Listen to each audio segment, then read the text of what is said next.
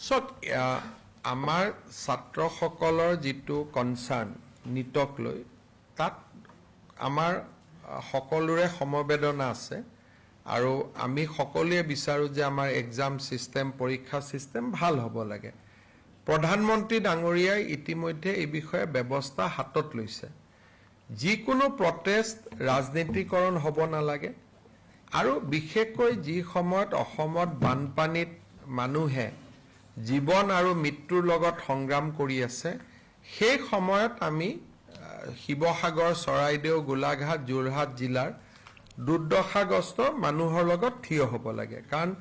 সকলোৰে ওপৰত হ'ল মানৱতাৰ ওপৰতটো একো নাই আৰু তাৰ লগে লগে ডেফিনেটলি আমি ষ্টুডেণ্টক লৈ কনসাৰ্ন কিন্তু বৰ্তমান আমাৰ প্ৰায়োৰিটিটো হ'ল ফ্লাড ৰিলিফ আৰু তাৰ লগত প্ৰধানমন্ত্ৰী ডাঙৰীয়াই ইতিমধ্যে বিভিন্ন ব্যৱস্থা হাতত লৈছে আৰু অসমতটো আমি নিট এক্সাম বহুত ভাল কৰি পাতিছো কাকো কোনো সৰু এটা খেলিমেলি আমি হ'ব দিয়া নাই আৰু অসমত ছাত্ৰ ছাত্ৰীৰ কাৰণে মেডিকেল সিটটো প্ৰত্যেকবাৰে বাঢ়ি গৈছে গতিকে মই নাভাবো যে অসমত কিবা অভিযোগ থকাৰ সম্ভাৱনা আছে অসমক লৈ কিন্তু আমি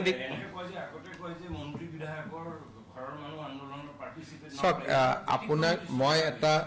মই আপোনালোকক অনুৰোধ কৰিব খুজিছো যে এই মুহূৰ্তত আমি এই কথাবোৰ আলোচনা কৰিলে পাব্লিকে আপোনাকো বেয়া পাব মোকো বেয়া পাব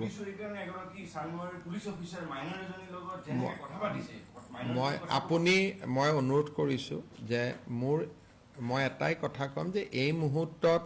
চানমাৰী কোন অফিচাৰে কাৰ লগত কথা পাতিলে মানুহগৰাকী মাইনৰ হয় নহয় কোনে জানে গতিকে এইবোৰ হ'ল সোশ্যাল মিডিয়াৰ কাৰণে ইম্পৰ্টেন্ট মোৰ কাৰণে আজিৰ দিনত ইম্পৰ্টেন্ট হ'ল চৰাইদেউ আৰু শিৱসাগৰ